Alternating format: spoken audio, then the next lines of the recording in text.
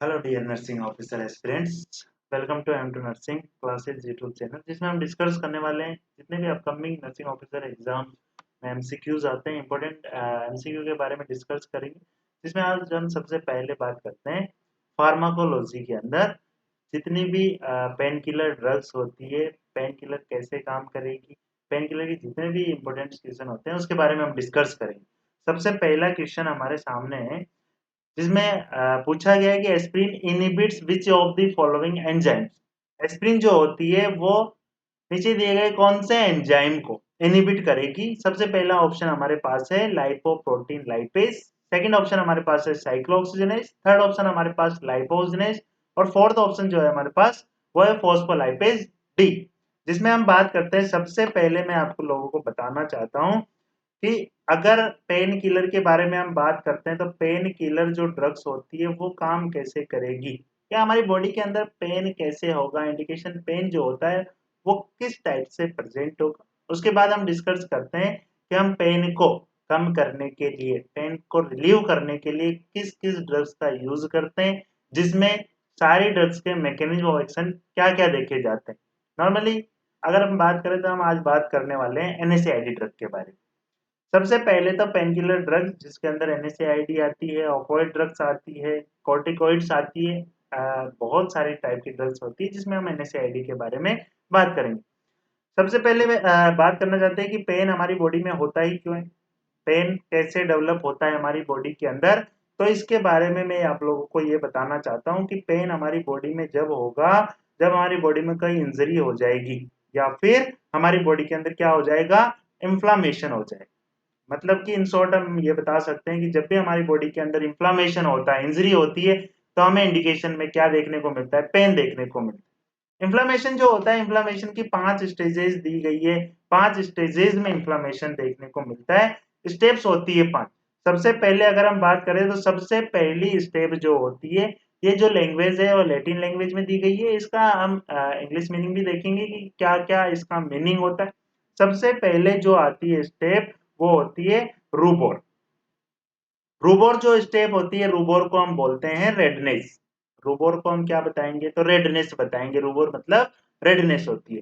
Second जो step आती है, सबसे पहले हम बात करें तो रूबोर एक लैटिन वर्ड, इसका मतलब क्या होता है, जिसका मतलब रेडनेस होती है। जब भी हमारी बॉडी के अंदर इंजरी होगी, इंफ्लामेशन होगा, तो सबसे पहली स्टेप देखी जाएगी कि उसी जगह पे जहां पे इंजरी हुई है, इंफ्लामेशन हो रहा है, उस जगह पे क्या आ जाएगी, रेडनेस आ जाएगी। रेडनेस आने के बाद सेकंड स्टेप में क्या होता है, तो सेकंड स्टेप में होता है हमारे पास ट्यूमर। ट्यूमर मतलब क्या है, तो ट्यूमर मतलब है स्वेलिंग हो जाना। क्या होता है, स्वेलिंग हो जाना। तो सेकंड स्टेप में हमारे पास सबसे पहले रेडनेस आती है, सेकंड में हमारा होता है स्वेलिंग, थर्ड में हमारे पास होता है केलोर। केलोर का मतलब क्या होता है, तो केलोर का मतलब होता है हीट, मतलब कि उस पर्टिकुलर पार्ट में हीट लॉस होती है, और हीट लॉस होने पर आप बताते हैं कि वहां पर हमें वार्मथ फील होता है। वार्म फील होने के बाद जो नेक्स्ट स्टेप होती है वो बताते हैं आप डोलर। इसके अंदर क्या देखते हैं हम, तो इसके अंदर हम देखते हैं कि इसका मीनिंग होता है पेन हो जाना। मतलब फोर्थ स्टेप में जब भी इंफ्लामेशन होगा तो पेन होगा, एंड फिफ्थ और लास्ट स्टेप जो होती है इसमें होता है कि लॉस ऑफ फंक्शन। वो पर्टिकुलर जो पार्ट होता है वहां के फंक्शन जो होते हैं वो लॉस हो जाते हैं। तो 5 स्टेप में हमारे पास इंफ्लेमेशन जो होता है वो 5 स्टेप में होता है, और इसी की वजह से क्या देखा जाता है, पेन देखा जाता है। सबसे पहले रेडनेस होगी, फिर स्वेलिंग आ जाएगी, फिर हीट लॉस होगी, एंड पेन, और लास्ट फाइनली क्या हो जाएगा, फंक्शन लॉस हो जाते हैं पर्टिकुलर पार्ट। इसमें अगर हम बात करें तो इसमें हम सबसे पहले बात करते हैं कि ऐसा क्यों होता है, इंफ्लेमेशन क्यों हो जाएगा हमारी बॉडी के अंदर, और इंफ्लेमेशन होने की वजह से क्या होता है, पेन देखने को मिलता है। तो जब भी हमारी सेल मेम्ब्रेन की हम बात करते हैं कि सेल मेम्ब्रेन जो बनी होती है हमारी बॉडी में, वो किसकी बनी होती है, तो सेल मेम्ब्रेन हमारी बॉडी में बनी होती है फोस्फोलिपिड की। किसकी बनी होती है, फोस्फोलिपिड की। सारी जितनी भी सेल मेम्ब्रेन है वो फोस्फोलिपिड की बनी होती है। जब भी अगर कोई इंजरी होती है तो सेल मेम्ब्रेन डिस्ट्रॉय हो जाती है, सेल मेम्ब्रेन टूट जाती है, तो फोस्फोलिपिड जो होगा सेल मेम्ब्रेन का वो बाहर आ जाता है, और बाहर आके किस में मिक्स हो जाता है, ब्लड में मिक्स हो जाता है। और ब्लड में मिक्स होकर फोस्फोलिपिड जो होता है वो चेंज हो जाता है एरेकडोनिक एसिड के अंदर। किसके अंदर चेंज हो जाता है, एरेकडोनिक एसिड के। लेकिन जब फॉस्फोलिपिड एराकिडोनिक एसिड के अंदर जब भी चेंज होगा तो इसके लिए एक एंजाइम हमारी बॉडी में काम करता है जिसका नाम होता है फॉस्फोलाइपेज A2। कौन सा नाम? Phospholipase A2। फॉस्फोलिपिड कहां से बाहर आया? तो आप बताएंगे सेल मेम्ब्रेन से बाहर आया कि सेल मेम्ब्रेन जब भी इंजरी होगी हमारी बॉडी के अंदर तो सेल मेम्ब्रेन टूट जाएगी। सेल मेम्ब्रेन जैसे ही रेस्टोर होती है, टूटती है, तो फॉस्फोलिपिड बाहर आती है। Phospholipid in the presence of phospholipase A2 enzyme किस में चेंज हो जाता है? एराकिडोनिक एसिड में चेंज हो जाता है। और एराकिडोनिक एसिड की अगर बात करें तो एराकिडोनिक एसिड के बारे में थोड़ी सी बात ये हम कर सकते हैं कि एराकिडोनिक क्या होता है। एराकिडोनिक एसिड फूफा डेरिवेटिव्स होता है। फूफा डेरिवेटिव मतलब क्या समझते हैं? तो पॉली अनसैचुरेटेड फैटी एसिड, जो कि हमारी बॉडी के लिए बेनिफिशियल होता है और बहुत सारी मैकेनिज्म भी होती है इसके साथ। तो हम बताते हैं कि एराकिडोनिक एसिड जैसे ही फॉर्म हो जाएगा बॉडी में तो एराकिडोनिक एसिड दो पाथवे में जा सकता है। एराकिडोनिक एसिड के पास दो पाथवे हैं कि आगे जब भी प्रोग्रेस करेगा, प्रोसेस करेगा, तो ये दो पाथवे में जा सकता है।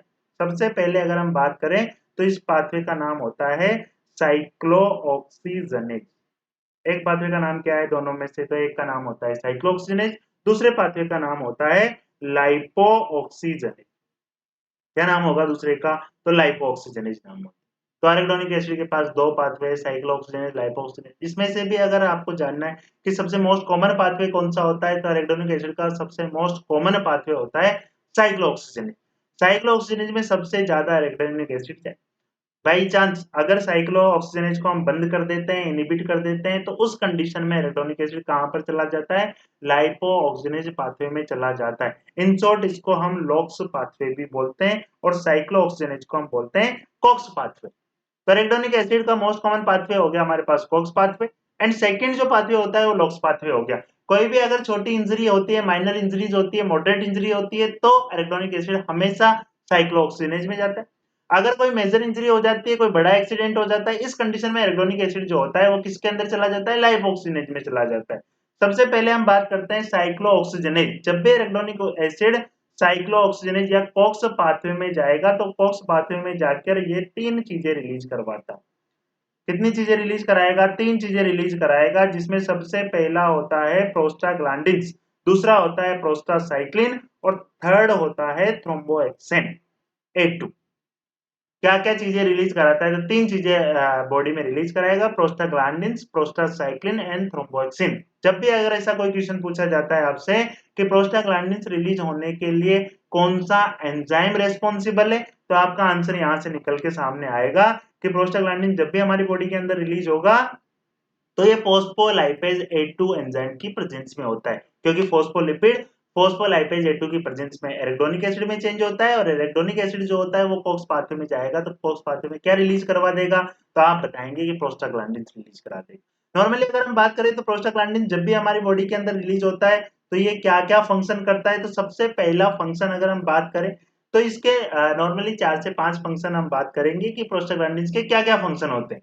तो पहला पहला फंक्शन हम बात करते हैं तो फर्स्ट फंक्शन होता है कि ये HCl को क्या कर देता है? डिक्रीज कर देता है, HCl को कम करके रखता है। प्रोस्टाग्लैंडिन जब भी हमारी बॉडी के अंदर आएगा तो ये HCl को कम करके रख देगा। इसका मतलब जो भी हमारा स्टमक में HCl होता है उसमें प्रोस्टाग्लैंडिन डाइल्यूट होके HCl जो होगा उसको क्या कर देगा? कम कर देगा, एसिड को क्या कर देगा? कम कर देगा। दूसरा अगर हम बात करें तो प्रोस्टाग्लैंडिन ये सब लोग जानते हैं आपकी यूट्राइन कॉन्ट्रैक्शन भी करवाता है। प्रोस्टाग्लैंडिन और क्या काम करता है? यूट्राइन कॉन्ट्रैक्शन का काम करता है। नेक्स्ट अगर बात करें तो नेक्स्ट ये क्या करा देगा? इंफ्लामेशन करा देगा। और इंफ्लामेशन के बारे में हम बात कर रहे हैं कि इंफ्लामेशन जब भी होगा तो क्या देखा जाएगा?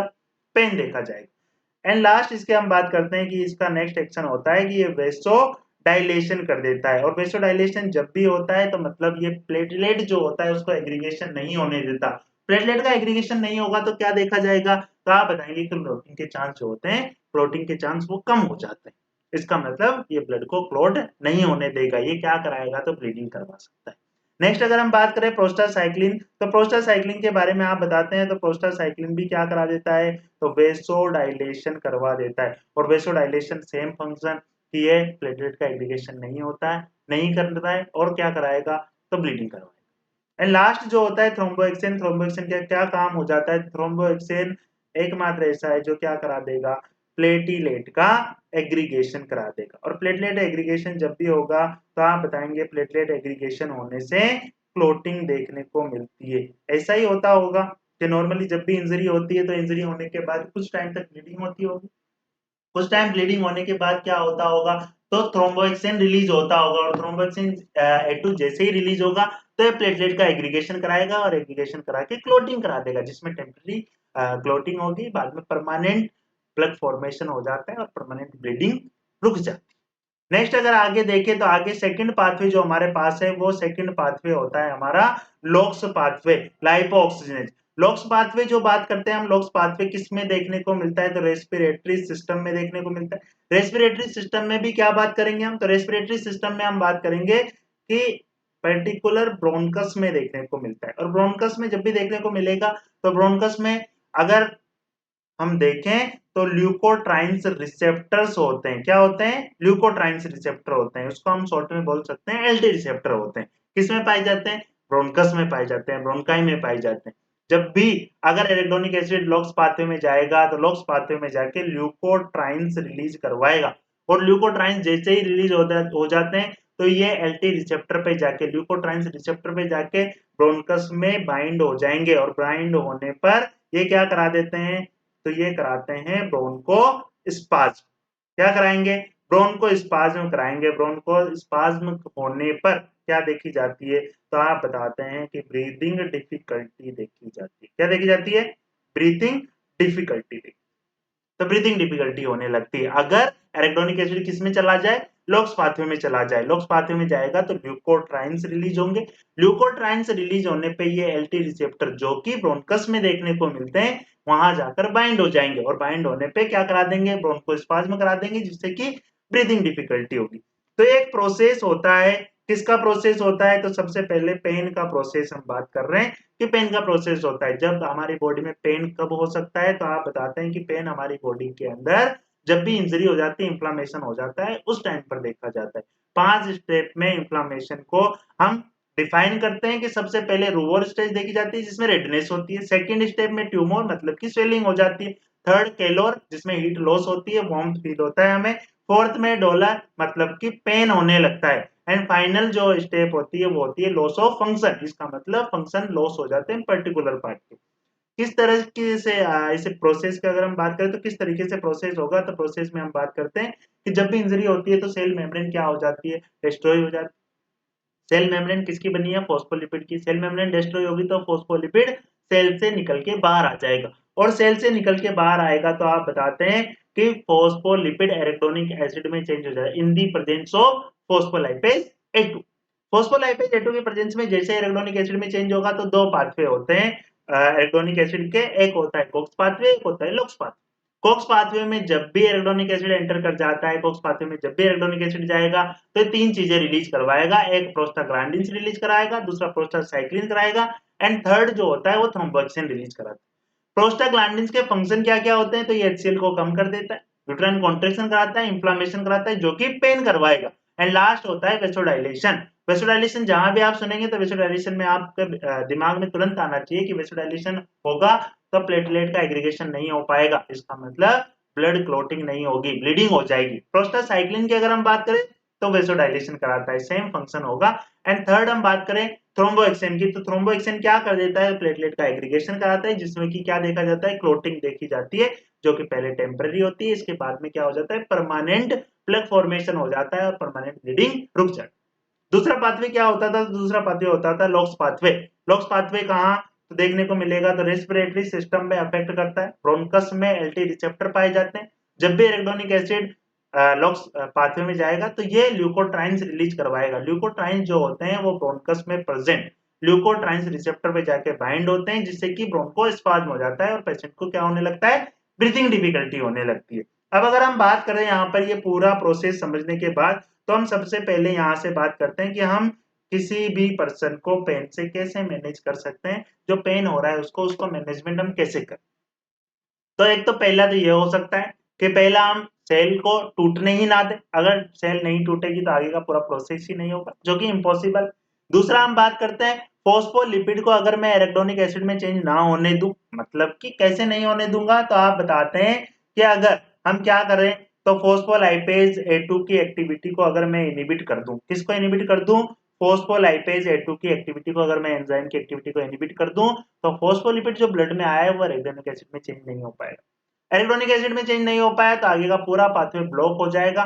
तो यहां से मैं एक तो पेन मैनेजमेंट कर सकता हूं कि मैं क्या नहीं होने दूंगा, इंफ्लामेशन नहीं होने दूंगा। मतलब कि फॉस्फोलाइपेज A2 को इनहिबिट करने के लिए मैं कोई ड्रग दे सकता हूं, और ड्रग जो होती है उसका नाम होता है स्टेरॉइड ड्रग। जितनी भी कॉर्टिकोस्टेरॉइड ड्रग्स होती है वो क्या काम करती है, कैसे फंक्शन करती है, तो आप बताते हैं कि वो फॉस्फोलाइपेज A2 को क्या करवा देती है, बंद करवा देती है। फॉस्फोलाइपेज A2 की एक्टिविटी बंद हो जाएगी तो आगे का पूरा प्रोसेस नहीं होगा। बट अगर हम सोचे तो हम कोई भी पेन पर स्टेरॉइड ड्रग का यूज क्यों नहीं करते हैं, तो आप बताते हैं कि स्टेरॉइड ड्रग जो होती है इसके साइड इफेक्ट बहुत ही ज्यादा होते हैं। जैसे कि अगर सीवियर साइड इफेक्ट की बात करूं तो सीवियर साइड इफेक्ट में आप बता सकते हैं कि मोस्ट कॉम्प्लिकेटेड साइड इफेक्ट की बात करें तो ये इम्यूनिटी को क्या कर देता है, सप्रेस कर देता है। इम्यूनिटी वीक हो जाएगी तो क्या होगा, अपॉर्चुनिस्टिक इन्फेक्शन हो सकते हैं और बहुत सारे इन्फेक्शन पेशेंट को हो सकते हैं। इसीलिए हम नॉर्मली कोई भी एक माइनर पेन में, मॉडरेट पेन में हम स्टेरॉइड ड्रग का यूज नहीं करते। स्टेरॉइड ड्रग का यूज नहीं करते तो यहाँ पर हम स्टेरॉइड देना नहीं अच्छा समझते हैं कि स्टेरॉइड देंगे तो क्या हो जाएगा। तो स्टेरॉइड देने पर आप बताते हैं इम्यूनिटी वीक हो जाएगी पेशेंट की, इसलिए हम कोई और ड्रग देते हैं। तो इसके बाद स्टेरॉइड पहले जब यूज किया जाता था तो किसी भी पेन में स्टेरॉइड ड्रग ही यूज की जाती थी, लेकिन बाद में और आगे प्रोसेस किया तो कुछ ड्रग्स ऐसी बनाई गई जो कि इन्फ्लामेशन को तो कम कर देती है लेकिन उसके अंदर स्टेरॉइड कंटेंट नहीं होता है, जिन ड्रग का नाम हो जाता है एनएसएआईडी ड्रग्स। एनएसएआईडी ड्रग्स क्या है, तो नॉन स्टेरॉइड, नाम से हमें पता चल रहा है कि इसके अंदर स्टेरॉइड नहीं होता है। नेक्स्ट आगे बात करें तो एंटी इंफ्लामेटरी ड्रग्स, मतलब कि इसके अंदर स्टेरॉइड नहीं है लेकिन ये फिर भी क्या कर देता है, एंटी इंफ्लामेटरी एक्शन दिखाता है, इंफ्लामेशन को कम कर देता है। और जैसे इंफ्लामेशन कम हो जाएगा तो पेन नहीं होगा पेशेंट में। तो हम यहाँ पर ही आगे बढ़ना चाहते हैं, आगे बात करना चाहते हैं इस बारे में कि हम ऐसी ड्रग्स का यूज करेंगे एनएसएआईडी ड्रग का तो उसका मैकेनिज्म ऑफ एक्शन क्या होगा। तो मैकेनिज्म ऑफ एक्शन यहाँ से हम बात करते हैं। क्योंकि हम स्टेरॉइड नहीं दे सकते तो एरेक्डोनिक एसिड बन चुका है। एरेक्डोनिक एसिड बन चुका है तो मुझे क्या करना चाहिए, तो मुझे कॉक्स पाथवे को ब्लॉक कर देना चाहिए। और कॉक्स पाथवे को अगर मैं ब्लॉक कर दूंगा तो ना तो प्रोस्टाग्लैंडिन रिलीज होगा, ना प्रोस्टासाइक्लिन रिलीज होगा, ना थ्रोम्बोक्सिन। प्रोस्टाग्लैंडिन अगर रिलीज नहीं होगा तो इंफ्लेमेशन नहीं हो सकता, इंफ्लेमेशन नहीं होगा तो पेन से भी रिलीव हो जाएगा और पेन भी नहीं होगा। तो बात सबसे पहले हम करते हैं कि कॉक्स पाथवे को ब्लॉक करने के लिए हमें कौन सी ड्रग देनी चाहिए। तो कॉक्स पाथवे को ब्लॉक करने के लिए जो हम ड्रग का यूज करते थे उसको बोला गया कॉक्स 1 इनहिबिटर। क्या बोला गया उसको, तो उसको बोला गया कॉक्स 1 इनहिबिटर, या फिर इसी को क्या बोला गया, एनएसएआईडी ड्रग्स बोला गया। अब बात करें अगर कि कॉक्स और एनएसएआईडी के एग्जांपल्स क्या-क्या होते हैं, और अगर जैसे एनएसएआईडी आप ड्रग यूज करते हैं तो एनएसएआईडी ड्रग में आप बताते हैं कि एनएसएआईडी ड्रग जैसे आप किसी भी पेशेंट को देते हो तो कॉक्स पाथवे हो जाएगा बंद। जो भी एरेक्डोनिक एसिड बना है वो कहाँ चला जाएगा, लॉक्स पाथवे में चला जाएगा, और लॉक्स पाथवे वैसे ही फंक्शन करेगा जैसे कि हमने बात किया है कि ल्यूकोट्राइन्स रिलीज करेगा और क्या कर देगा, ब्रोंकोस्पाज्म कर देगा। सबसे पहले एनएसएआईडी में हम कॉक्स 1 इनहिबिटर के एग्जांपल के बारे में बात करते हैं कि कॉक्स 1 ड्रग्स के एग्जांपल क्या-क्या होते हैं, या फिर हम इसको एनएसएआईडी भी बोल सकते हैं। कॉक्स 1 के अंदर एग्जांपल, पहला एग्जांपल अगर बात करें, कुछ मात्र एग्जांपल हम लेंगे जिसमें हम बताते हैं, सबने सुन रखा होगा ड्रग का नाम diclofenac, second indomethacin, indomethacin. Third drug हम बात कर सकते हैं आइबुप्रोफेन, कॉम्बिफ्लेन, जो भी आती है। आइबुप्रोफेन के बारे में हम बात कर सकते हैं, डाइक्लोफेनेक के बारे में बात कर सकते हैं, इंडोमेथासिन के बारे में बात कर सकते हैं। फोर्थ नंबर हम बात कर सकते हैं एस्पिरिन के बारे में। ये सारी ड्रग्स जो भी है वो किसके अंदर आती है, तो ये कॉक्स 1 कैटेगरी के अंदर आती है, एनएसएआईडी के अंदर हम बात करते हैं इसका। जैसे ही मैंने ये 4 ड्रग अगर किसी पेशेंट को दी तो 4 ड्रग देने से क्या होगा, तो कॉक्स पाथवे हो जाएगा बंद, और कॉक्स पाथवे बंद हो जाएगा तो आगे का पूरा प्रोसेस ही सीज हो जाएगा, आगे का पूरा प्रोसेस काम नहीं करेगा। अब आप ये समझ सकते हैं, अगर मैं किसी भी पेशेंट को एस्पिरिन देता हूँ, किसी भी पेशेंट को इंडोमेथासिन देता हूँ, किसी भी पेशेंट को डाइक्लोफेनिक देता हूँ, तो इसमें क्या देखा जाएगा, तो इसमें प्रोस्टाग्लैंडिन रिलीज नहीं होगा। और प्रोस्टाग्लैंडिन रिलीज नहीं होगा तो यहाँ से ही हम देखेंगे कि प्रोस्टाग्लैंडिन रिलीज नहीं होने पे क्या होगा, तो प्रोस्टाग्लैंडिन रिलीज होता था तो एचसीएल को कम करता था, लेकिन प्रोस्टाग्लैंडिन रिलीज नहीं हो रहा तो एचसीएल क्या होने लगेगा, ज्यादा होने लगेगा। दूसरा, यूट्राइन कॉन्ट्रैक्शन करता था तो यूट्राइन कॉन्ट्रैक्शन सप्रेस हो जाएंगे, इसका मतलब कोई भी ऐसी ड्रग एनएसएआईडी ड्रग जो कि क्या कर सकती है, यूट्राइन कॉन्ट्रैक्शन को सप्रेस कर सकती है, मतलब कि एज ए टोकोलाइटिक एजेंट काम करेगी। टोकोलाइटिक एजेंट क्या होते हैं? तो टोकोलाइटिक एजेंट ऐसे एजेंट्स होते हैं जो यूट्राइन कॉन्ट्रैक्शन को क्या कर दे, सप्रेस कर दे। थर्ड चीज क्या करेगी, इंफ्लामेशन नहीं होने देगी, और इंफ्लामेशन नहीं होगा तो पेन भी नहीं होगा। नेक्स्ट क्या कर सकती है, तो वेसो कॉन्स्ट्रिक्शन कर सकती है। कौन सी ड्रग? तो आप बताते हैं कॉक्स ड्रग। ये क्योंकि प्रोस्टाग्लैंडिन्स को क्या कर रही है, प्रोस्टाग्लैंडिन्स को इनहिबिट कर रही है, इसीलिए इन ड्रग्स को हम बोलते हैं। नेक्स्ट नाम जो होता है इस ड्रग का, अगला नाम जो होगा वो होगा प्रोस्टाग्लैंडिन सिंथेसिस इनहिबिटर भी इनको बोलते हैं। अब आप साइड इफेक्ट इजीली बता सकते हैं कि अगर कोई भी हमने एनएसएआईडी ड्रग दी या प्रोस्टाग्लैंडिन सिंथेसिस इनहिबिटर ड्रग दी, या फिर आप बताते हैं कि एनएसएआईडी ड्रग दी, तो उनके साइड इफेक्ट क्या हो सकते हैं? तो साइड इफेक्ट आप बताएंगे कि एचसीएल ज्यादा हो जाता है, और एचसीएल जब भी ज्यादा होता है तो साइड इफेक्ट में क्या बताएंगे, तो गेस्ट्राइटिस हो जाता है। दूसरा, वेसो कॉन्स्ट्रिक्शन हो जाता है। वेसो कॉन्स्ट्रिक्शन होता है तो आप बता सकते हैं कि बीपी बढ़ सकता है, हार्ट रिलेटेड कोई प्रॉब्लम हो सकती है। नेक्स्ट हम बताते हैं कि क्या हो सकता है, यूट्राइन कॉन्ट्रैक्शन जो होते हैं वो सप्रेस हो सकते हैं, जो कि क्या कर सकता है, लेबर को डिले कर सकता है। ठीक है। नेक्स्ट अगर हम बात करें तो नेक्स्ट बात करते हैं कि थ्रोम्बोएक्सिन को भी क्या कर देगा, तो थ्रोम्बोएक्सिन को भी ब्लॉक कर देता है। ब्लॉक कर देगा तो क्लोटिंग नहीं होने देगा, क्लोटिंग नहीं होने देगा तो ब्लीडिंग करवा सकता है। इसका मतलब हम बता सकते हैं साइड इफेक्ट की अगर बात करें इन ड्रग्स की, तो साइड इफेक्ट्स में आप बात करते हो कि ये गैस्ट्राइटिस करवा सकती है। क्या करवा सकती है? गैस्ट्राइटिस करवा सकती है। दूसरा, ये क्या कर सकती है, यूट्राइन कॉन्ट्रैक्शन सप्रेस कर सकती है। थर्ड, ये क्या कर सकती है, तो आप बताते हैं ये ब्लीडिंग करवा सकती है। गैस्ट्राइटिस होगा तो एचसीएल बढ़ रहा है, एचसीएल बढ़ रहा है तो गैस्ट्रिक अल्सर हो सकता है, गैस्ट्रिक अल्सर हो सकता है। इसके अलावा क्या हो सकता है, और वेसो कॉन्स्ट्रिक्शन हो सकता है। क्या हो सकता है? वेसो कॉन्स्ट्रिक्शन। नेक्स्ट और भी अगर हम बात करना चाहें तो जैसे ही अगर हमने कॉक्स पाथवे को हम ब्लॉक कर देते हैं, तो कॉक्स पाथवे ब्लॉक करने पे एरोटोनिक एसिड कहाँ चला जाता है, तो एरोटोनिक एसिड चला जाता है लॉक्स पाथवे में, जिससे क्या होता है, ब्रोंको स्पाज्म।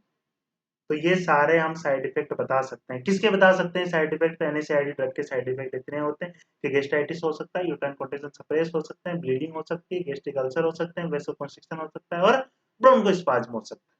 इसमें अगर हम बात करें तो क्वेश्चन पूछा जाता है कि मोस्ट कॉमन साइड इफेक्ट आपको बताना है कौन सी ड्रग्स का, एनएसएआईडी ड्रग्स का। तो मोस्ट कॉमन साइड इफेक्ट आप क्या बताएंगे, तो मोस्ट कॉमन साइड इफेक्ट में आप बताते हैं कि सबसे पहले तो ये क्या कर देती है, तो ये सबसे पहले तो एचसीएल को इंक्रीज कर देती है, जिससे कि क्या देखा जाता है, गैस्ट्राइटिस देखा जाता है। मोस्ट कॉमन मतलब कि अगर हम किसी 100 पेशेंट को एनएसआईडी ड्रग्स दे रहे हैं, तो 100 में से 90% लोगों को, 90 लोगों को क्या प्रॉब्लम देखी जाएगी, तो 90 लोगों में आप ये बता सकते हैं कि गैस्ट्रिक अल्सर तो नहीं देखा जाएगा, वेस्ट कॉन्स्टिक्शन नहीं देखा जाएगा, ब्रोंकोस्पाज्म नहीं देखा जाएगा, गैस्ट्राइटिस तो 90% लोगों में देखा ही जाता है। इसीलिए जनरली हम यूज करते हैं कि कोई भी जैसे हॉस्पिटल में एडमिट होता है कोई भी पेशेंट, या किसी को पेशेंट को कोई भी एंटीबायोटिक्स चल रही है या फिर पेन किलर ड्रग चल रही है, तो उसके साथ में डॉक्टर जो होते हैं वो एक ड्रग और प्रिस्क्राइब करते हैं, जो कि प्रोटॉन पंप इनहिबिटर हो सकता है, एस2 रिसेप्टर ब्लॉकर हो सकती है, जैसे कि पेंटाप्राजोल, ओमेप्राजोल, रेनिटिडीन, फिमोटिडीन, ये ड्रग जरूर प्रिस्क्राइब होती है साथ में, ताकि गैस्ट्राइटिस ना हो। इसके आगे अगर हम बात करें तो हम बात करते हैं कि ये ड्रग जब भी हमने दी तो ये सारे के सारे साइड इफेक्ट देखे गए, और साइड इफेक्ट देखे गए तो फिर आगे और ज्यादा ड्रग की डिस्कवरी हुई, और जो डिस्कवरी हुई उन ड्रग्स को रखा गया कौन सी कैटेगरी में, कॉक्स 2 इनहिबिटर बोला गया। क्या बोला गया, तो कॉक्स 2 इनहिबिटर बोला। कॉक्स 2 इनहिबिटर के अंदर जो एग्जांपल आते हैं वो आता है इट्रोकॉक्सिब। कौन सी ड्रग आती है, इट्रोकॉक्सिब ड्रग आती है। सेकंड जो ड्रग आती है वो आती है रोफिकॉक्सिब, एंड थर्ड ड्रग जो है वो है वेलिडोकॉक्सिब। वेलिडोकॉक्सिब ये ड्रग्स हमारे किसके अंदर हम पढ़ते हैं, तो ये एनएसआईडी के अंदर ही होती है ड्रग, लेकिन इसको हम बोल सकते हैं कैटेगरी, अगर एनएसआईडी के अंदर डिवाइड करें तो हम बोल सकते हैं कि कॉक्स 2 इनहिबिटर के अंदर आती है इट्रोकॉक्सिब। इनके मैकेनिज्म ऑफ एक्शन क्या है, तो इट्रोकॉक्सिब, रोफिकॉक्सिब, वेलिडोकॉक्सिब, ये जितनी भी ड्रग है, तीनों जो ड्रग है, ये ओनली पैथोलॉजिकल कॉक्सो ही क्या करती थी, ब्लॉक करती। पैथोलॉजिकल कॉक्स को ब्लॉक करती थी, तो पैथोलॉजिकल कॉक्स जब भी इंजरी होती थी उसी टाइम पे ये ड्रग्स काम कर रही है। जब भी इंजरी हो रही है और पैथोलॉजिकल कॉक्स पाथवे चल रहा है, तो उसमें अगर हम ये ड्रग देंगे तो पैथोलॉजिकल को ब्लॉक कर देगी, जिससे क्या होगा, तो पेन जो होता है वो पेशेंट के अंदर रिलीव हो जाता है। बहुत ही अच्छी ड्रग्स आई, तो उसमें क्या हुआ, ओनली पैथोलॉजिकल कॉक्स को ही ब्लॉक किया, जिससे कि पेन से क्या मिल गया, हमें रिलीफ मिल गया है। बट कुछ टाइम बाद ऐसा साइड इफेक्ट देखा गया कि ये जितनी भी ड्रग्स थी वो क्या कर देती, वेसोकॉन्स्ट्रिक्शन ज्यादा कर देती थी। वेसोकॉन्स्ट्रिक्शन ज्यादा होने की वजह से पेशेंट को क्या देखा जाने लगा, तो आप बताते हैं कि इस्केमिक हार्ट डिजीज देखने को मिली, या फिर आप बताते हो कि पेशेंट को मायोकार्डियल इंफार्क्शन के जो चांस होते थे वो ज्यादा देखने को मिला, और कुछ पेशेंटों की इनमें से क्या होने लगी, डेथ होने लगी। इस वजह से इसमें से एक जो ड्रग है हमारे पास, एक एग्जांपल है रोफिकॉक्सिब, ये सबसे ज्यादा डेंजरस ड्रग थी। इसको अभी करंट टाइम पे मार्केट से हटा लिया गया है। क्यों हटा लिया गया है, तो आप बताते हैं क्योंकि ये इस्केमिक हार्ट डिजीज करती थी, मायोकार्डियल इंफार्क्शन करती थी। एट्रोकॉक्सिब अभी भी मार्केट में आती है, ज्यादातर मोस्ट सीवियर जो बोन पेन होता है उसमें यूज की जाती है नॉर्मली एट्रोकॉक्सिब ड्रग। रोफिकॉक्सिब भी पहले ऐसे ही यूज की जाती है, एट्रोकॉक्सिब भी यही यूज की जाती थी। बट रोफिकॉक्सिब में ज्यादा केस सामने आए कि ये इस्केमिक हार्ट डिजीज किया करती थी और मायोकार्डियल इंफार्क्शन होता था, पेशेंट को डेथ भी हो सकती। इस वजह से करंट टाइम पर रोफिकॉक्सिब जो ड्रग है वो हटा दी गई है मार्केट से। नेक्स्ट, ये ज्यादा सीवियर साइड इफेक्ट के लिए साथ आई, तो एक नेक्स्ट ड्रग और खोज हुई, जिसका डिस्कवरी जो हुई है, थर्ड ड्रग, जिसको हमने बोला कॉक्सिब 3 इनहिबिटर। जो नेक्स्ट ड्रग की खोज हुई है उसको हमने बोल दिया कॉक्स 3 इनहिबिटर। कॉक्स 3 इनहिबिटर के अंदर एक एग्जांपल जो कि मोस्ट कॉमन होता है वो होता है पैरासिटामोल। पीसीएम जो ड्रग होती है वो कॉक्स 3 इनहिबिटर के अंदर आती है, इसको भी हम एनएसएआईडी ग्रुप की ड्रग ही बोलते हैं। तो पीसीएम ड्रग का क्या एडवांटेज था, क्या फायदा था, क्या बेनिफिट था इसका, तो हम बताते हैं कि पीसीएम जो ड्रग थी वो पैथोलॉजिकल एंड फिजियोलॉजिकल दोनों कॉक्स को ब्लॉक तो करती थी, लेकिन ये कंप्लीटली ब्लॉक नहीं करती थी। ये इनकम्प्लीटली इनको ब्लॉक करती थी, मतलब माइनर कंडीशन में इनको ब्लॉक करती। तो पीसीएम पेन तो कम करती है, लेकिन इतना सीवियर अगर पेन होता है तो पीसीएम इसमें ज्यादातर काम नहीं कर पाती है। जैसा कि आपको सबको पता होगा, कोई भी पेन में अगर हम देते हैं पीसीएम, तो पीसीएम अगर कोई माइनर पेन होता है तो उसको कम कर देती है, लेकिन सीवियर पेन को पीसीएम कंट्रोल नहीं कर पाती। पीसीएम जो होती है वो पैथोलॉजिकल और फिजियोलॉजिकल दोनों कॉक्स को ब्लॉक कर सकती है, लेकिन इनिशियली कंप्लीटली ये ब्लॉक नहीं कर पाती। कंप्लीटली कौन ब्लॉक कर सकता है, फिजियोलॉजिकल और पैथोलॉजिकल को, तो आप बताते हैं कॉक्सिब 1 इनहिबिटर जो ड्रग थी वो कंप्लीटली ब्लॉक कर देती है पैथोलॉजिकल एंड फिजियोलॉजिकल। दूसरा, पैथोलॉजिकल कॉक्स को ही ओनली ब्लॉक करे तो वो ड्रग कौन सी होती है, तो वो कॉक्सिब 2 इनहिबिटर ड्रग होती है। कॉक्सिब 3 ड्रग, तो ये इनकम्प्लीटली फिजियोलॉजिकल एंड पैथोलॉजिकल दोनों को ब्लॉक किया करती है। पीसीएम जो ड्रग होती है ये आज भी फर्स्ट चॉइस ड्रग होती है, किसके अंदर, पेन के अंदर। अगर आपसे कभी भी पूछा जाए कि अगर किसी भी पेशेंट को पेन हो रहा है तो आपकी फर्स्ट चॉइस क्या होगी ड्रग की, तो आप बताते हैं कि आप ड्रग ऑफ चॉइस में लेते हैं पैरासिटामोल। पीसीएम आप ड्रग प्रीफर करते हैं, लेकिन कोई भी ड्रग आती है तो उसका साइड इफेक्ट जरूर होता है। तो पीसीएम जो ड्रग होती है इसका एक साइड इफेक्ट सामने आया, जो कि होता था हिपेटोटॉक्सिक। हिपेटोटॉक्सिक, पैरासिटामोल एक ऐसी ड्रग है जो लीवर को डैमेज कर देती है। तो मोस्ट कॉमन मोस्ट सीवियर अगर साइड इफेक्ट पैरासिटामोल का आपसे पूछते हैं तो इसका आप आंसर बताते हो कि ये कौन सी ड्रग होती है, ये क्या कर देती है, कॉम्प्लिकेशन में साइड इफेक्ट में क्या कर देती है, तो ये हिपेटोटॉक्सिक ड्रग। नेक्स्ट अगर हम बात करें तो यहाँ से आप लोगों को तीनों पार्ट के बारे में समझ में आ गया होगा कि कॉक्सिब 1, कॉक्सिब 2 एंड कॉक्सिब 3 कैसे कैसे काम करती है और क्या क्या काम करती है। इसमें एक इंपॉर्टेंट चीज ये बताने चाहता हूँ मैं कि अगर आपसे पूछते हैं कि ऐसी ड्रग का नाम बताओ एनएसएआईडी के अंदर जो कि इरिवर्सिबल ब्लॉक कर देती है कॉक्स पाथवे को।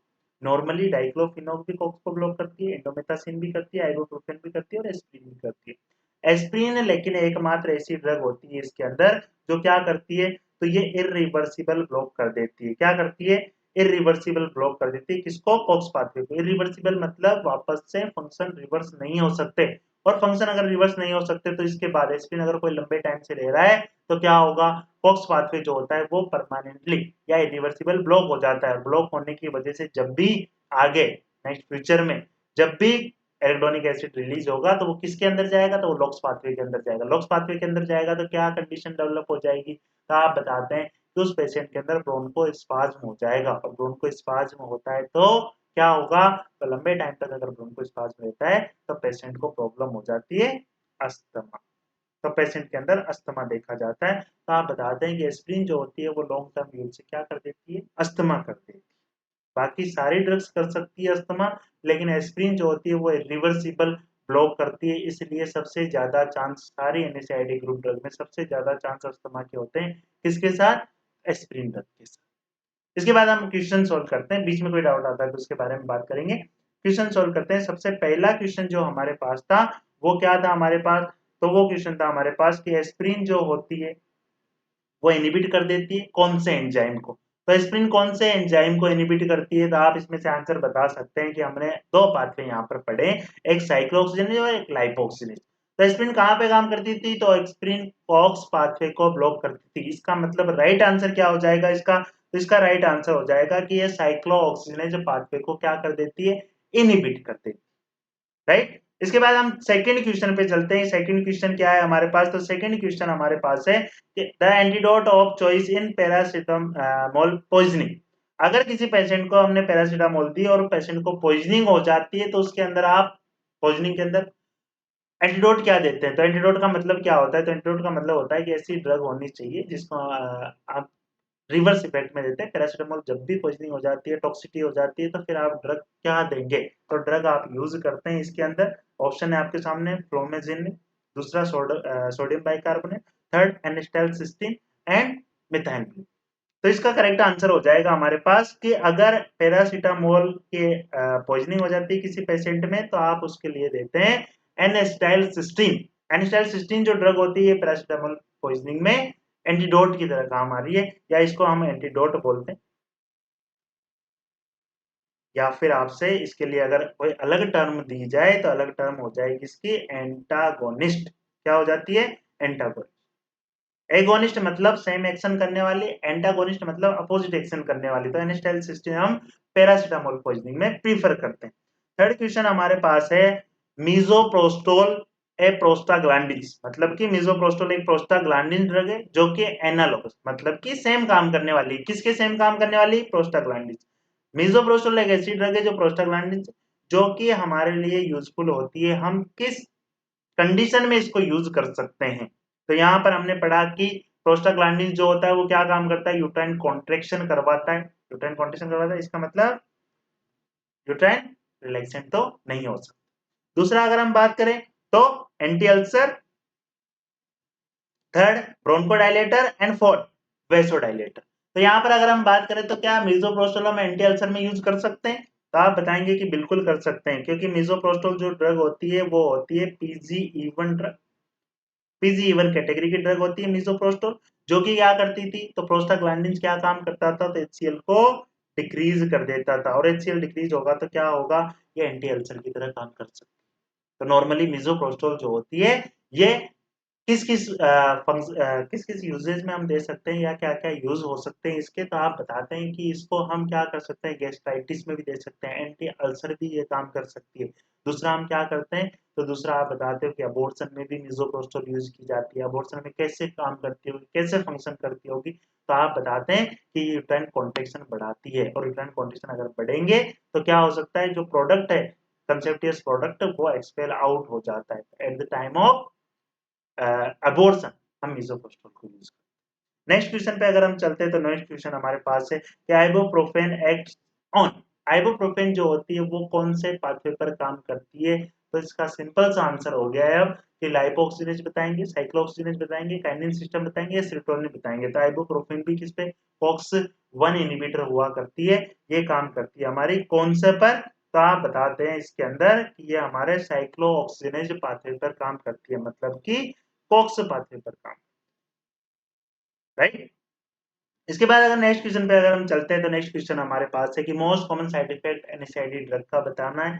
तो मोस्ट कॉमन साइड इफेक्ट क्या होगा, कॉमन मतलब जब भी पूछा जाए तो कॉमन का मतलब आप बताते हैं कि मोस्ट ऑफ पर्सन जितने भी इस ड्रग को ले रहे हैं तो उनमें क्या साइड इफेक्ट देखा जाएगा, तो जीआई ब्लीडिंग लेटर स्टेज में देखा जाता है, हिपेटोटॉक्सिसिटी लेटर स्टेज में देखी जाएगी, लेकिन इनिशियल स्टेज में क्या देखा जाता है, तो इनिशियल स्टेज में गैस्ट्राइटिस देखा जाता है। इसका मतलब most common side effect Delhi 2018 में भी पूछा गया क्वेश्चन कि मोस्ट कॉमन साइड इफेक्ट बताओ एनएसआईडी ड्रग का, तो करेक्ट आंसर आपके पास मिलेगा देखने को गैस्ट्राइटिस। कि सबसे पहले तो क्या करती है, गैस्ट्राइटिस। अदर साइड इफेक्ट की बात करें तो जीआई ब्लीडिंग कर सकती है, हिपेटोटॉक्सिसिटी कर सकती है, और ब्रोंकोस्पाज्म करके क्या कर सकती है, अस्थमा कर सकती है, ब्लीडिंग भी ये करवा सकती है। ये सारे साइड इफेक्ट होते हैं, लेकिन फिर भी मोस्ट कॉमन पूछा जाए तो आपका आंसर होगा गैस्ट्राइटिस। नेक्स्ट क्वेश्चन पे चलते हैं। तो नेक्स्ट क्वेश्चन हमारे पास है, रोफिकॉक्सिब जो ड्रग होती है वॉज विड्रॉन ड्यू टू, ये मार्केट से हटा ली गई है, अब नहीं बन रही है रोफिकॉक्सिब ड्रग, वो क्यों नहीं हो रहा है ऐसा? तो आप बताते हैं। इसमें पहला ऑप्शन आपके पास है इस्चेमिक हार्ट डिजीज कर देती थी इसलिए, रीनल कॉम्प्लिकेशन करती थी, लीवर एडिनोमा करती थी, या गैस्ट्रिक अल्सर कर देती। तो हमने अभी बताया कि रोफेकॉक्सिब जो ड्रग होती थी वो वेसो कॉन्स्ट्रिक्शन करके इस्चेमिक हार्ट डिजीज कर देती थी या मायोकार्डियल इन्फार्क्शन के चांस को बढ़ा लेती थी। इस वजह से हम इसका करेक्ट आंसर हो जाएगा कि इस्चेमिक हार्ट डिजीज करने की वजह से रोफेकॉक्सिब जो ड्रग थी वो कि अभी मार्केट से या फिर विड्रॉ कर ली गई है, हटा ली गई है। अब रोफेकॉक्सिब बिल्कुल बैन कर दी गई। नेक्स्ट क्वेश्चन अगर हम देखें तो नेक्स्ट क्वेश्चन हमारे पास है कि which enzyme is irreversible inhibit by aspirin. Aspirin drug के बारे में हमने अभी पढ़ा कि एस्पिरिन ड्रग क्या करती थी, तो साइक्लोऑक्सीजनेज जो पाथवे होता था उसको इरिवर्सिबली क्या कर देती थी, ब्लॉक कर देती थी। इसी वजह से एस्पिरिन के चांस होते हैं कि एस्पिरिन क्या कर देती है, अस्थमा कर देती है। Long term use of aspirin can cause asthma. तो इसका करेक्ट आंसर हो जाएगा हमारे पास कि साइक्लो ऑक्सीजनेज पाथवे को इरिवर्सिबल क्या कर देती है, ये ब्लॉक कर देती है। लास्ट और फाइनल हमारे पास क्वेश्चन है कि प्रोस्टाग्लैंडिन्स आर सिंथेसाइज्ड फ्रॉम, कि प्रोस्टाग्लैंडिन जो ड्रग होती है ये कहाँ से सिंथेसाइज होती है या इसका पाथवे क्या होता है, किसके थ्रू ये सिंथेसाइज देखने को मिलेगा। तो प्रोस्टाग्लैंडिन हमने अभी अभी पढ़ा हुआ है, linolenic acid, second linoleic acid, third arachidonic acid and fourth है सेट्रिनिक एसिड। तो इसका करेक्ट आंसर क्या हो जाएगा, तो करेक्ट आंसर इसका हो जाएगा एराकिडोनिक एसिड। क्योंकि प्रोस्टाग्लैंडिन रिलीज कैसे होता था, तो प्रोस्टाग्लैंडिन आप बताते थे फोस्फोलिपिड जो होती थी सेल मेम्ब्रेन से वो बाहर आता था in the presence of phospholipase A2, क्या होता था, एराकिडोनिक एसिड में चेंज होता था, एराकिडोनिक कॉक्स में जाता था और कॉक्स में जाके फिर प्रोस्टाग्लैंडिन रिलीज करा देता था। तो जब भी प्रोस्टाग्लैंडिन सिंथेसाइज की बात आ जाए तो आप बताते हैं कि एराकिडोनिक एसिड से रिलीज होता है। और अगर एंजाइम पूछा जाए तो एंजाइम में आप बताते हैं फोस्फोलाइपेज A2। ये फोस्फोलाइपेज A2 जो होता है इसकी प्रेजेंस में प्रोस्टाग्लैंडिन्स जो होता है वो सिंथेसाइज्ड होता है हमारी बॉडी।